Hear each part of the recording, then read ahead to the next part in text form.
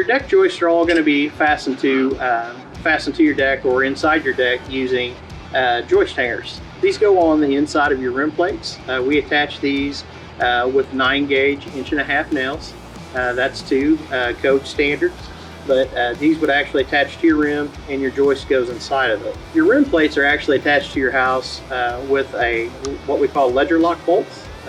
These go in 2 every 16 inches, and we actually put what we call a spacer puck behind that rim, so it leaves just a little bit of a gap, about 3/4 of an inch.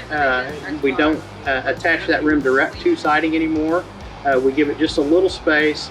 That allows air to circulate behind that rim, between the rim and the siding in your house, and that prevents rotting of the siding and also the structural components behind the siding, which we see on a lot of the homes that we're replacing decks on.